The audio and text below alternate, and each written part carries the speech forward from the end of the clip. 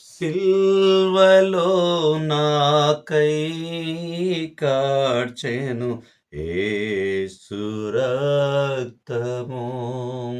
సిల్వలో నాకై కార్చెను యేసు రక్తము. శిలనైన నన్ను మార్చెను యేసు రక్తము. శిలనైన నన్ను మార్చెను యేసు రక్తము. యేసు రక్తము. ప్రభు యేసు రక్తము అమూల్యమైన రక్తము. యేసు రక్తము అమూల్యమైన రక్తము. యేసు రక్తము. సిల్వలో నాకై కార్చెను యేసు రక్తము. మంచిది ప్రియులారా, దేవుని వాక్యంలోకి వెళ్దాము. ఈ రాత్రి కాలమందు మనం నేర్చుకోబోయే అంశము, దేవుడు మనమందరము బుద్ధిమంతులుగా ఉండాలని దేవుని చిత్తం. కొంతమంది ఇలా ఉంటున్నాము, కొంతమంది అలా ఉంటున్నాము, కొంతమంది ఏదో రకంగా ఉంటూ ఉన్నాము. అయితే దేవుని చిత్తము, దేవుని వాక్యం ఏమైనా మాట్లాడబోతుందో, బుద్ధిమంతులుగా ఉండమని కోరుకుంటుందో, బుద్ధి లేని వారిగా ఉండమని కోరుకుంటుందో, ఈ రాత్రి కాలమందు వాక్యం ద్వారా, వాక్య వెలుగులో వాక్యం ఏమైతే చెబుతుందో వాటిని మన జీవితంలో ఏదైనా కొరత ఉంటే, ఏదైనా లోటుపాటు కలిగి ఉంటే వాటిని మనం సరిచేసుకునేటటువంటి ప్రయత్నాన్ని కొనసాగిద్దాం. దేవుని చిత్తాన్ని జరిగిద్దాం. ఎక్కువ శాతము సామెతల గ్రంథంలో ఉన్నటువంటి విషయాలను మనం చూద్దాము. అటు తర్వాత మిగిలిన లేఖన భాగాలను మనం ఆలోచన చేద్దాము. సామెతలు 10వ అధ్యాయము 5వ వచనాన్ని చూద్దాం. సామెతలు 10:5.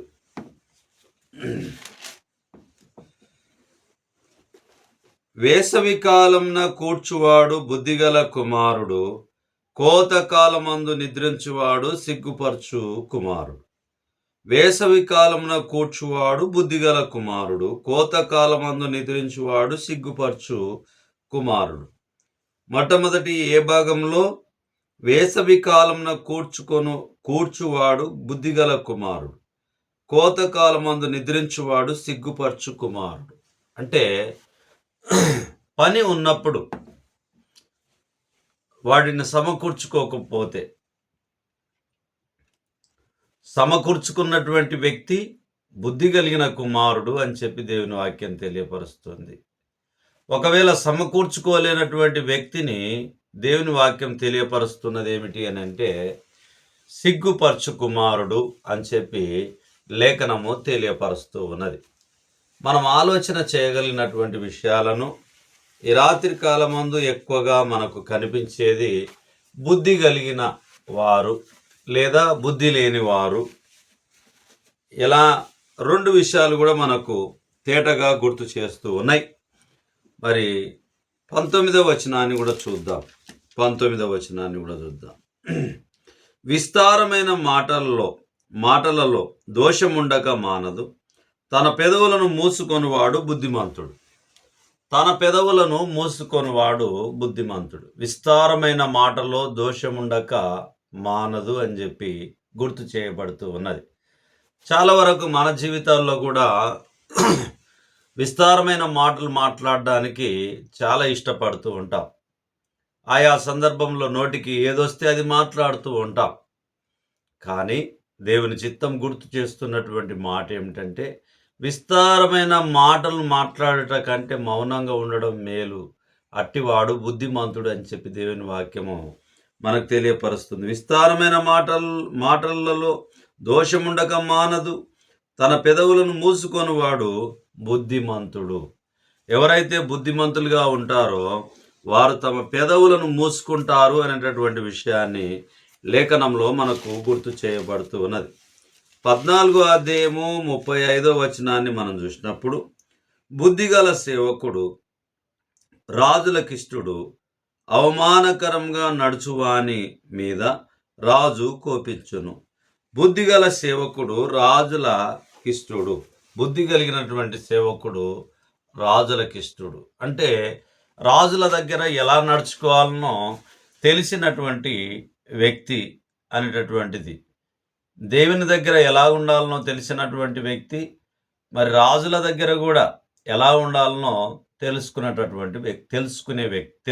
వ్యక్తి. ఎందుకు అని అంటే లూకా 2:52లో కూడా చెప్పబడింది, యేసు జ్ఞానమందును వయస్సునందును దేవుని దయందును మనుషుల దయందును వర్ధిల్లుచుండెను. అంటే రాజులకు అధికారులకు లోబడమని వాక్యం చెప్తూ ఉన్నది. బుద్ధి కలిగినటువంటి సేవకుని గురించి ఇక్కడ రాజులకిష్టుడు అనేటటువంటి విషయాన్ని, బుద్ధి కలిగినటువంటి సేవకుని గురించి చెప్పబడ్డది. మొట్టమొదట మనం చూసినప్పుడు బుద్ధి కలిగిన కుమారుడు, బుద్ధి లేని కుమారుని గురించి మనం చూసాం. అలాగనే 14వ వచనాన్ని చూద్దాం. 15-14. బుద్ధిమంతుని మనసు జ్ఞానము వెతుకును, బుద్ధిహీనులు మూఢత్వమును భుజించెదరు. బుద్ధిమంతుని మనసు జ్ఞానమును వెతుకును, బుద్ధిహీనులు మూఢత్వమును భుజించెదరు. బుద్ధి కలిగినటువంటి కుమారులుగా మనం ఉండాలనా లేక బుద్ధిహీనులుగా మనం ఉండాలా అనేటటువంటిది ఆలోచన చేసినప్పుడు దేవుడు అది మనకే వదిలిపెట్టి ఉంటూ ఉన్నాడు. కానీ దేవుడు ఎప్పుడైనా బుద్ధి కలిగి నడుచుకోమని చెప్పి దేవుని వాక్యము చెప్తూ ఉంది. బుద్ధిమంతులుగా ఉండాలని చెప్పి దేవుని వాక్యం మనకు గుర్తు చేస్తూ ఉన్నది. మరి మనం బుద్ధిగా ఉంటున్నామా, బుద్ధి లేకుండా ఉంటున్నామా? అది మనల్ని మనం పరిశీలన చేసుకోవడానికి ఆధారంగా అద్దము, వాక్యం అనేటటువంటి అద్దం మన ముందర ఉంచబడి ఉంటూ ఉన్నది. అలాగునే 24వ వచనాన్ని కూడా చూద్దాం. సామెతలు 15:24.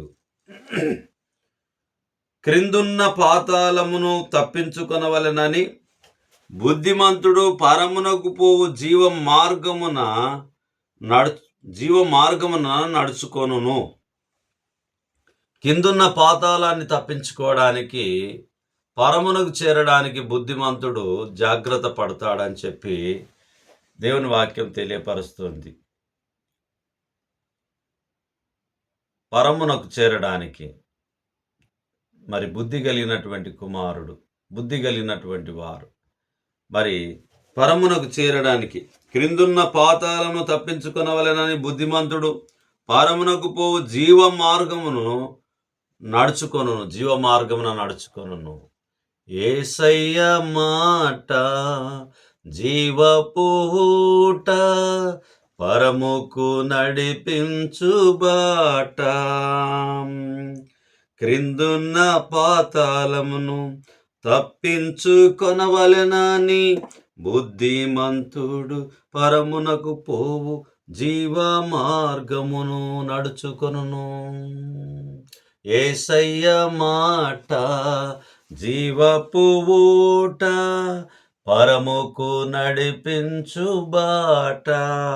బుద్ధిమంతుడు పరమును వెతకడానికి ప్రయత్నాన్ని చేస్తూ ఉంటాడు. 17వ అధ్యాయము సామెతలు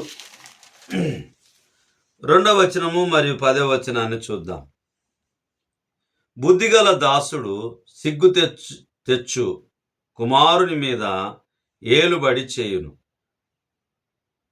అన్నదమ్ములతో పాటు వాడు పిత్రాజితము పంచుకొను. 10వ వచనం. బుద్ధిహీనునికి 100 దెబ్బలు నాటునంత కంటే బుద్ధిమంతునికి ఒక్క గద్దింపు మాట లోతుగా నాటును. బుద్ధిహీనునికి 100 దెబ్బలు కొట్టినా కూడా ప్రయోజనం లేదు. కానీ బుద్ధిమంతునికి ఒక్క మాటే చాలును అని చెప్పి దేవుని వాక్యం తెలియపరుస్తూ ఉన్నది. నిజమే ప్రియులారా, బుద్ధిమంతునికి ఒక్క మాటనే నన్ను ఇలా అనరి కదా, ఇలా చెప్పిరి కదా, ఇలా అవమానపరిచిరి కదా, ఇలా నన్ను ఏలెత్తి చూపించిరి కదా అని చెప్పి ఎన్నోసార్లు ప్రయత్నాలను కొనసాగిస్తూ, అంటే వాటిని గుర్తు చేసుకుంటూ ఉంటారు. ఉండి దేవుని వాక్యం మీద దృష్టి పెడుతూ ఉంటారు. ఎందుకు అని అంటే, బుద్ధిమంతుడు తనను ఎవరైనా వ్యతిరేకిస్తూ ఉంటే దాని విషయాన్ని సరిచేసుకోవడానికి ప్రయత్నము చేసి జాగ్రత్త పడతాడు. కాబట్టి బుద్ధిహీనునికి 100 దెబ్బలు నాటునంత కంటే బుద్ధిమంతునికి ఒక్క గద్దింపు మాట లోతుగా నాటును. దేవుని మాటలు మనకు లోతుగా నాటవలెను. నీ మాట చాలయ్యా, నీ చూపు చాలయ్యా, నీ తోడు చాలయ్యా, నీ నీడ చాలయ్యా, నీ ఉంటే నాకు చాలు యేసయ్యా, నీ వెంటే నేను ఉంటానేసయ్యా, నీకు ఇలలో ఏదియో లేదు అసాధ్యము, నీదు కృపతో నాకేదియో కాదిల సమానము. నీ మాట చాలయ్యా, నీ చూపు చాలయ్యా, నీ తోడు చాలయ్యా, నీ నీడ చాలయ్యా. బుద్ధిమంతునికి ఒక మాటనే చాలుననేటటువంటి విషయాన్ని లేఖనం గుర్తు చేస్తుంది. అలాగునే బుద్ధిహీనునికి 100 దెబ్బలు కొట్టితే నాటేదానికంటే బుద్ధిమంతునికి ఒక్క మాటనే లోతుగా నాటును అని చెప్పి దేవుని వాక్యం తెలియపరుస్తూ ఉన్నది. సామెతలు 27వ అధ్యాయము 12వ వచనాన్ని చూద్దాం ప్రియులారా. సామెతలు 27 12వ వచనాన్ని చూద్దాం. బుద్ధిమంతుడు అపాయం వచ్చుట చూచి దాగును, జ్ఞానము లేని వారు యోచింపక ఆపదలో పడుదురు. బుద్ధిమంతుడు అపాయం వచ్చుట చూచి దాగును, జ్ఞానం లేని వారు యోచింపక ఆపదలో పడుదురు. జ్ఞానము కలిగినటువంటి వారు అపాయం వచ్చినప్పుడు మరి జాగ్రత్త పడతాడు, తప్పించుకుంటాడు అనేటటువంటి విషయాన్ని. అపాయం వచ్చినప్పుడు బుద్ధి లేనటువంటి వారు దాన్ని గ్రహించక యోచింపక వారు వాటిలో పడతారు అనేటటువంటి విషయాన్ని ఈ లేఖనము మనకు గుర్తు చేయబడుతూ ఉన్నది. అంటే ఈ లోకంలో జ్ఞానంతో బ్రతకమని చెప్పి దేవుని వాక్యం తెలియపరుస్తూ ఉన్నది. జ్ఞానంతో నడుచుకోనమని చెప్పి దేవుని వాక్యం తెలియపరుస్తుంది. జ్ఞానంతో మాట్లాడమని దేవుని వాక్యం తెలియపరుస్తూ ఉన్నది. జ్ఞానము లేనటువంటి వారిగా మీరు ఉండవద్దు అని చెప్పి దేవుని వాక్యం తెలియపరుస్తూ ఉన్నది.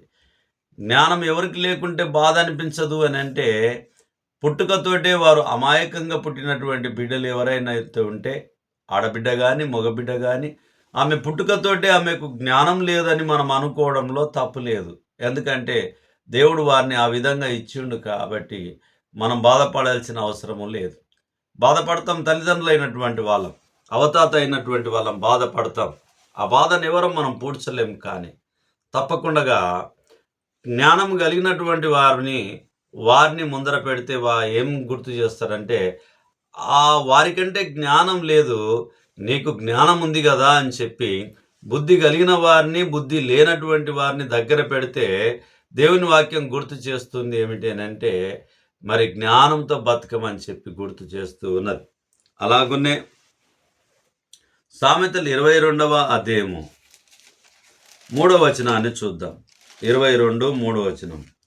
బుద్ధిమంతుడు అపాయం వచ్చుట చూచి దాగును, జ్ఞానం లేని వారు యోచింపక ఆపదలో పడుదురు. మరి ఆపదలో పడిపోకుండా ఉండాలి అని అంటే ఏం చేయాలి? మనము అపాయం వచ్చుట చూసి జాగ్రత్త పడమని దేవుని వాక్యం తెలియపరుస్తూ ఉన్నది. సామెతలు 28వ అధ్యాయము 7వ వచనాన్ని చూద్దాము. ఉపదేశమును అంగీకరించు కుమారుడు బుద్ధిగలవాడు. తుంటరుల సహవాసము చేయువాడు తన తండ్రికి అపకీర్తి తెచ్చును. ఉపదేశమును అంగీకరించు కుమారుడు బుద్ధిగలవాడు. తుంటరుల సహవాసము చేయువాడు తన తండ్రికి అపకీర్తి తెచ్చును. తుంటరులు, మంచివారు ఉంటారు, ఈ లోకం మీద చెడ్డవారు ఉంటారు. తుంటరులు ఉంటారు, జ్ఞానవంతులు కూడా ఉంటారు. మరి తుంటరులు మరి ఆ తండ్రికి అపకీర్తిని తీసుకొని వస్తాడు. మన పరలోకపు తండ్రికి మనము అపకీర్తి తీసుకురాకుండా ఈ లోకంలో మరి జ్యోతుల్లాగా వెలగాలి, దేవుని మహిమపరిచేటటువంటి కుమారులుగా కుమార్తెలుగా ఉండాలని చెప్పి దేవుని వాక్యం తెలియపరుస్తుంది. ఈ లోకంలో తండ్రి తనకు అపకీర్తి తెచ్చినప్పుడు ఎంతగానో బాధపడుతూ ఉంటాడు. అలాగున్నే మన పరలోకపు తండ్రి కూడా మనము మంచిగా గొప్పవారిగా ఉండాలని చెప్పి, బుద్ధిమంతులుగా ఉండాలని చెప్పి దేవుడు కోరుకుంటాడు. అలాగున్నే ప్రియులారా, సామెతల గ్రంథంలోకి వెళ్దాం. మళ్ళీ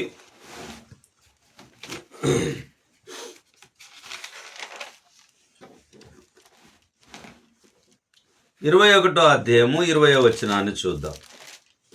21వ అధ్యాయము 20వ వచనాన్ని చూద్దాం. విలువగల గ్రంథమును నూనెయు జ్ఞానుల ఇంట నుండును, బుద్ధిహీనుడు దానిని వ్యాయపరచును. బుద్ధి కలిగినటువంటి వారి ఇంట్లో ఏమి ఉంటవి అని అంటుంది దేవుని వాక్యము? నూనెయు ఆర్థిక వనరులను సమకూర్చుకునేవిగా ఉంటావి అని చెప్పి దేవుని వాక్యం తెలియపరుస్తూ ఉన్నది. బుద్ధి లేనటువంటి వారి దగ్గర ఏం లేదని అంటుంది. చూడండి, మళ్ళీ ఒకసారి చదువుకుందాము. 21:20. విలువగల ధనమును నూనెయు జ్ఞానుల ఇంట నుండును, బుద్ధిహీనుడు దాని వ్యయపరచును. బుద్ధి కలిగినటువంటి కుమారుని ఇంట్లో ఏమేమి ఉంటావంట? ధనం ఉంటుందంట, ఆర్థిక వనరులు, నూనెయు, భోజన పదార్థాలకు సంబంధించినవి అన్నిటి కూడా సమృద్ధిగా ఉంటాయి అని చెప్పి. బుద్ధి లేనటువంటి వారి ఇంట్లో వారి కుమారులు వ్యయపరుస్తాడని, అంటే ఖర్చు చేస్తాడని చెప్పి దేవుని వాక్యం మనకు ఖండితంగా తెలియపరుస్తూ ఉన్నది. అలాగున్నే 19వ అధ్యాయము 29వ వచనాన్ని చూద్దాం. అపహాసకులకు తీర్పులను, బుద్ధిహీనుల ఈపులకు దెబ్బలను నియమింపబడినవి. దేవుని వాక్యం తెలియపరుస్తుంది, అపహాసకులకు తీర్పులను, బుద్ధిహీనుల ఈపులకు దెబ్బలను నియమింపబడి ఉన్నాయి. మరి అపహాసకులకు తీర్పులను, బుద్ధిహీనులకు ఈపు మీద దెబ్బలను ఉండును అని చెప్పి దేవుని వాక్యం తెలియపరుస్తూ ఉన్నది. అలాగునే 18వ అధ్యాయము 2వ వచనాన్ని చూద్దాం. 18:2. బుద్ధిహీనుడు వివేచన యందు సంతోషింపక తన అభిప్రాయములను బయలుపరచుట యందు సంతోషించును. బుద్ధిహీనుడు వివేచన యందు సంతోషింపక తన అభిప్రాయములను బయలుపరచుట యందు సంతోషించును. అంటే మన అభిప్రాయం చెప్పేటప్పుడు కాకుండా తన సొంత అభిప్రాయాలను ఎక్కువగా చెప్పడము, ఎవరి మాట వినకపోవడం వల్ల తనకు తాను నష్టం చేసుకుంటాడనేటటువంటి విషయాన్ని, తన అభిప్రాయం మాత్రమే చెప్తాడు, మిగిలిన అభిప్రాయాన్ని గౌరవించడనేటటువంటి విషయాన్ని మనం చూస్తాం. సామెతలు 17వ అధ్యాయం 7వ వచనం చూసినప్పుడు, అహంకారంగా మాట్లాడుట బుద్ధి లేని వానికి తగదు. అహంకారంగా మాట్లాడుట బుద్ధి లేని వానికి తగదు. అబద్ధమాడుట అధిపతికి బొత్తిగా తగదు. మన అధిపతి దగ్గర, ఈ లోకంలో ఉన్న అధిపతి దగ్గర అబద్ధమాడితే ఆయన ఒప్పడు. అలాగునే పరలోకంలో ఉన్నటువంటి దేవాది దేవుడు మనం అబద్ధం ఆడితే మన అధిపతిగా ఉన్న దేవుడు మనకు ఒప్పడు అనేటటువంటి విషయాన్ని దేవుని వాక్యం గుర్తు చేస్తూ ఉన్నది. మరి 16వ అధ్యాయము 15వ వచనాన్ని చూద్దాం. సామెతలు 16:15. సామెతలు 16:15. రాజుల ముఖ ప్రకాశం వలన జీవము కలుగును, వారి కటాక్షము కడవరి వాన మబ్బు. వారి కటాక్షము కడవరి వాన మబ్బు. అపరంజిని సంపాదించుట కంటే జ్ఞానమును సంపాదించుట ఎంతో శ్రేష్టం. ఎండిని సంపాదించుట కంటే తెలివిని సంపాదించుట ఎంతో మేలు. తెలివిని సంపాదించుట ఎంతో మేలు. 2వ వచనాన్ని కూడా చూద్దాం. ఒకని నడతలన్నీయు వాని దృష్టికి నిర్దోషములుగా కనబడును, యెహోవా ఆత్మలను పరిశోధించును. నా అభిప్రాయం నాకేమనిపిస్తుంది, ఇది సరైనదే అని చెప్పి నాకు అనిపిస్తుంది, కానీ అది దేవునికి మాత్రమే తెలుసు మన అభిప్రాయం కరెక్టా కాదనేటటువంటిది లేఖనము మనకు గుర్తు చేస్తూ ఉన్నది. 14వ వచనాన్ని చూద్దాం. రాజు క్రోధము మరణదూత, జ్ఞాని అయిన వాడు ఆ క్రోధమును శాంతిపరచును. చాలామంది ఆవేశంలో తీసుకునే నిర్ణయాలు మరి వారికే నష్టం కలుగుతుంది. ఎందుకంటే ఎవడు తోకున్న గుంతలో వాడే పడతాడు అన్నట్టుగా ఎవరు తీసుకున్న నిర్ణయాల్లో వాళ్ళే పడిపోతారు అనేటటువంటి విషయాన్ని మనం గుర్తు చేస్తూ ఉన్నది. కాబట్టి ప్రియమైనటువంటి సహోదరి సహోదరులారా, మనము జ్ఞానంతో బ్రతకాలి. దేవుడిచ్చినటువంటి బుద్ధిని కలిగి బుద్ధిమంతులుగా ఈ లోకంలో ఉండాలని చెప్పి దేవుని వాక్యం మనకు గుర్తు చేయబడుతూ ఉంటూ ఉన్నది. అలాగనే 14వ అధ్యాయము 8వ వచనాన్ని చూద్దాం. 14:8. తన ప్రవర్తనను కనిపెట్టి ఉండుట వివేకుల జ్ఞానమునకు లక్షణము. తన ప్రవర్తన అంటే మన ప్రవర్తనను మనం కనిపెట్టుకొని ఉండడము, అది సరైనదా కాదనేటటువంటిది కనిపెట్టుకొని ఉండడము చాలా ప్రాముఖ్యం అని చెప్పి దేవుని వాక్యం తెలియపరుస్తూ ఉన్నది. సామెతలు 13వ అధ్యాయము 16వ వచనాన్ని చూసినప్పుడు, వివేకులందరూ తెలివి కలిగి పని జరుపుకొందురు, బుద్ధిహీనుడు మూర్ఖతను వెల్లడి పరచును. ఎవరైతే బుద్ధి కలిగినటువంటి వారుంటే ఎలాంటి పనైనా కానీ వారు చురుకుగా తీసుకుంటారు. బుద్ధి లేనివాడు మూఢుడుగా ఉంటాడని చెప్పి దేవుని వాక్యము మనకు గుర్తు చేయబడుతూ ఉంటున్నది.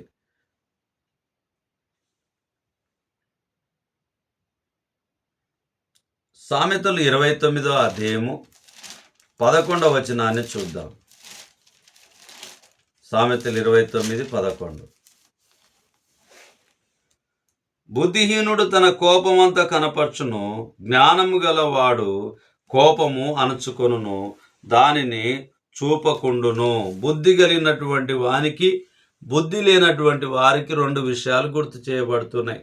బుద్ధి కలిగిన వాడు తనకు కోపం వచ్చినా కూడా అణిచివేసుకుంటాడంట, అది ప్రదర్శించాడంట. బుద్ధి లేనటువంటి వారు దాన్ని ప్రదర్శిస్తారు, అణుచుకోరు అనేటటువంటిది గుర్తు చేయబడుతూ ఉన్నది.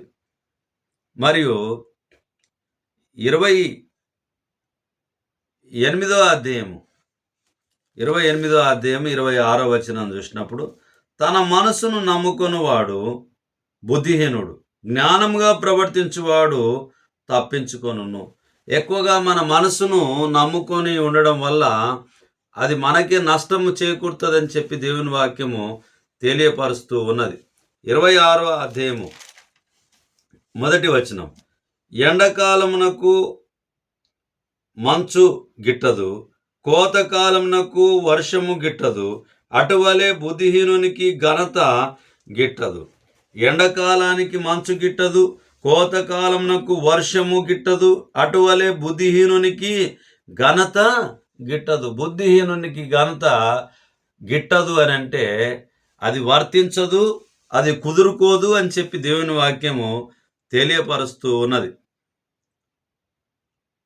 మరియు 23వ అధ్యాయం సామెతల్లో చూస్తూ ఉన్నాము. 23వ అధ్యాయము 9వ వచనాన్ని చూద్దాం. సామెతలు 23:9. బుద్ధిహీనుడు వినగా మాటలాడకుము, అట్టివాడు నీ మాటల్లోని జ్ఞానమును తృణీకరించును. బుద్ధిహీనుడు వినగా మాటలాడకుము, అట్టివాడు నీ మాటల్లోని జ్ఞానమును తృణీకరించును. జ్ఞానాన్ని తృణీకరిస్తాడు బుద్ధిహీనుడు. కాబట్టి అలాంటి వ్యక్తుల దగ్గర మనం మాట్లాడాల్సిన అవసరం లేదు అని చెప్పి దేవుని వాక్యము గుర్తు చేయబడుతూ ఉన్నది. 18వ అధ్యాయము 6వ వచనాన్ని చూద్దాం. సామెతలు 18:6. బుద్ధిహీనుని పెదవులు కలహమునకు సిద్ధముగానున్నవి, దెబ్బలు కావాలనని వాడు కేకలు వేయును. బుద్ధిహీనుడు కలహాలని పెట్టిస్తాడు, అలాగనే దెబ్బలు కావాలని కేకలను వేస్తాడు అని చెప్పి దేవుని వాక్యం గుర్తు చేస్తూ ఉన్నది. సామెతలు 17వ అధ్యాయము 10వ వచనాన్ని చూద్దాం. 17:10. బుద్ధిహీనునికి 100 దెబ్బలు నాటునంత కంటే బుద్ధిమంతునికి ఒక్క గద్దింపు మాట లోతుగా నాటును. 21వ వచనాన్ని చూద్దాం. సామెతలు 17:21. బుద్ధిహీనుని కనిన వానికి వ్యసనము కలుగును, తెలివిలేని వాని తండ్రికి సంతోషము లేదు. బుద్ధిహీనుని కనిన వానికి వ్యసనము కలుగును, తెలివిలేని వాని తండ్రికి సంతోషము లేదు. అవును ప్రియులారా, నిజంగానే తెలివి లేనటువంటి కుమారులు కుమార్తెలు పుడితే వారికి సంతోషమే లేకుండా పోతుంది అని చెప్పి దేవుని వాక్యం గుర్తు చేయబడుతూ ఉన్నది. సామెతలు 15వ అధ్యాయము 20వ వచనాన్ని చూద్దాం. జ్ఞానము గల కుమారుడు తండ్రిని సంతోషపెట్టును, బుద్ధిహీనుడు తన తల్లిని తిరస్కరించును. మరి బుద్ధి కలిగినటువంటి వాడు సంతోష పెడతాడు, బుద్ధి లేని వాడు తిరస్కరిస్తారు. 21వ వచనం. బుద్ధి లేని వాని ముడత సంతోషకరము, వివేకం గలవాడు చక్కగా ప్రవర్తించును. ఎవరైతే వివేకం కలిగి బుద్ధి కలిగినటువంటి వారుంటే చక్కగా ప్రవర్తిస్తారు అని చెప్పి గుర్తు చేస్తూ ఉంది.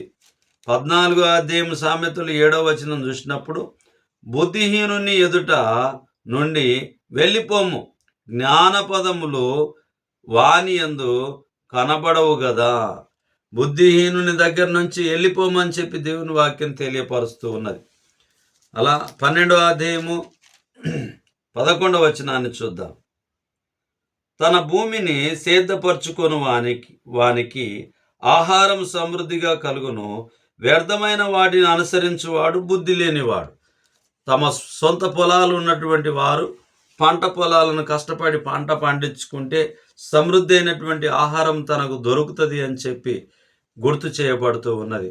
మరి బుద్ధి లేని వాడైతే తాను నష్టం చేసుకుంటాడు అని చెప్పి, కష్టం చేసుకోడు నష్టం చేసుకుంటాడు అనేటటువంటి విషయాన్ని లేఖనం గుర్తు చేస్తూ ఉన్నది. 11వ అధ్యాయము 12వ వచనాన్ని చూస్తే, తన పొరుగు వాణ్ణి తృణీకరించువాడు బుద్ధి లేనివాడు, వివేకి అయిన వాడు మౌనంగా ఉండును. సామెతలు 10వ అధ్యాయం 1వ వచనం. జ్ఞానము గల కుమారుడు తండ్రిని సంతోషపరచును, బుద్ధి లేని కుమారుడు తన తల్లికి దుఃఖము పుట్టించును. 18వ వచనం. అంతరంగమున పగ ఉంచుకొనువాడు అబద్ధికుడు, కొండెము ప్రచురము చేయువాడు బుద్ధిహీనుడు. 23వ వచనం. నీతిమంతుల కోరిక ఉత్తమమైనది, భక్తిహీనుల ఆశ అహంకారయుక్తమైనది. ఎప్పుడైతే నీతిమంతుల కోరిక ఉత్తమమైనదిగా ఉంటుంది అని చెప్పి దేవుని వాక్యం తెలియపరుస్తూ ఉన్నది. సామెతలు 9వ అధ్యాయం 13వ వచనం. 9-13. బుద్ధిహీనత అనున్నది బొబ్బలు పెట్టున్నది, అది కాముకురాలు, దానికేమీయో తెలివి లేదు. బుద్ధిహీనత అనేటటువంటిది బొబ్బలు పెడుతుంది అని చెప్పి దేవుని వాక్యము తెలియపరుస్తూ ఉన్నది. అలాగునే 8వ అధ్యాయము 5వ వచనాన్ని చూద్దాం. జ్ఞానము లేని వారలారా, జ్ఞానము ఎట్టిదైనది తెలుసుకొనుడి, బుద్ధిహీనులారా బుద్ధి ఎట్టిదైనది యోచించుడి. అంటే బుద్ధి ఎటువంటిదో, బుద్ధి లేని తనం ఎటువంటిదో మీరు తెలుసుకోమని చెప్పి దేవుని వాక్యం తెలియపరుస్తూ ఉన్నది. సామెతలు 7వ అధ్యాయము 7వ వచనం చూసినప్పుడు, జ్ఞానము లేని వారి మధ్యను యవనుల మధ్యను బుద్ధి లేని పడుచువాడొకడు నాకు కనబడెను. జ్ఞానం లేని వారి మధ్యను, యవనుల మధ్యను బుద్ధి లేని పడుచువాడొకడు నాకు కనబడెను. బుద్ధి లేని పడుచువాడొకడు నాకు కనబడెను. 14 అధ్యాయము 1 వచనం. సామెతలు 14 1 వచనం. జ్ఞానవంతురాలు తన ఇల్లును కట్టుకొనును, మూఢురాలు తన చేతులతో తన ఇల్లు ఊడబెరుకును. బుద్ధి కలిగి మనం ఉండాలని చెప్పి మరి దేవుని వాక్యం మనకు తెలియపరుస్తూ ఉన్నది. కాబట్టి ప్రియమైనటువంటి సహోదరి సహోదరులారా, మరి చాలాసార్లు మనము బుద్ధి లేనితనంగా ప్రవర్తిస్తూ ఉంటాం. బుద్ధి లేనటువంటి వారిగా మనం ఉంటాం. కానీ దేవుని వాక్యం కోరుకుంటుంది, జ్ఞానంతో బుద్ధితో మీరు బ్రతకాలని చెప్పి దేవుని చిత్తం కోరుకుంటూ ఉన్నది. చిన్ని ప్రార్థన చేసుకొని వాక్య భాగాన్ని మనం ముగిద్దాం. కనికర సంపన్నుడా, దయగలన తండ్రి, మీ పరిశుద్ధమైన నామాన్ని బట్టి మీకు వందనాలు. ఈ రాత్రి కాలమందు దేవుడు తన బిడ్డలను బుద్ధిమంతులుగా ఉండాలని కోరుకుంటున్నాడనేటటువంటి అంశం ద్వారా మేము ఈ రాత్రి కాలమందు తెలుసుకున్నాం నాయన. సామెతల్లో ఉన్నటువంటి విషయాలను మేము నేర్చుకున్నాం.